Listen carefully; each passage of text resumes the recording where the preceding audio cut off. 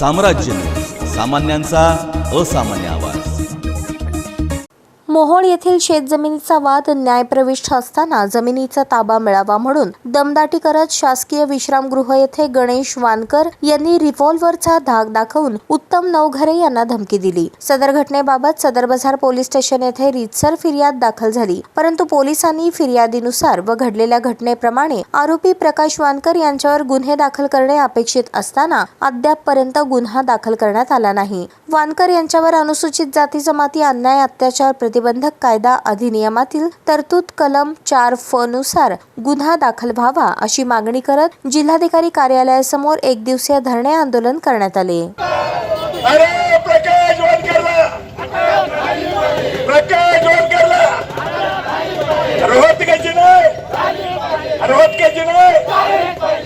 आरोपींवर 307, 325, 326 प्रमाणे गुन्हा दाखल व्हावा। हल्ल्यामुळे उत्तम नवघरे यांना अपंगत्व आले असल्याने अपंगत्व अधिनियमातील तरतुदीनुसार आरोपींवर कारवाई व्हावी, अन्यथा यापेक्षा उग्र आंदोलन आम्हाला करावे लागेल असा इशारा सोलापूर जिल्हा दलित अन्याय अत्याचार विरोधी कृती समितीचे नेते अर्जुन सलगर यांनी दिला। अध्यक्ष उत्तम भैया नवघरे यांची जमीन तरडगाव तालुका मोहोळ येथे होती। 1995 पासून सदरील जमिनीचा वाद मोहोळ न्यायालयात न्यायप्रविष्ट आहे।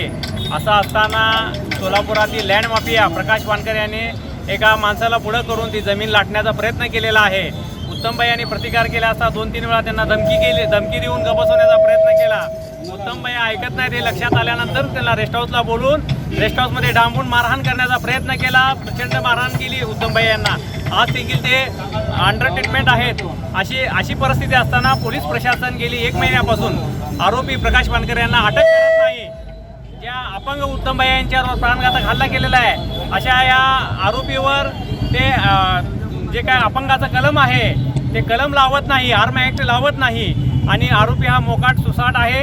1 महिन्यापासून आरोपी मोकाट फिरत आहे। सोलापूर पोलीस प्रशासनाने ताबडतोब आरोपी प्रकाश वानकर यांना अटक केली पाहिजे। आज आंदोलनाची सुरुवात सोलापूरमधून आहे। जर पोलीस प्रशासन असाच आरोपीला पाठीशी घालत राहिलं तर महाराष्ट्रभर याचे आंदोलन सुरू होतील आणि याचे पडसाद महाराष्ट्रभर उमटतील। जय भीम, जय मल्हार। दरम्यान Samrat Maurya Sena, republican party of India, labour party आदी संघटनांसह इतर संघटनांनी देखील या धरणे आंदोलनास आपला पाठिंबा दर्शवला आहे।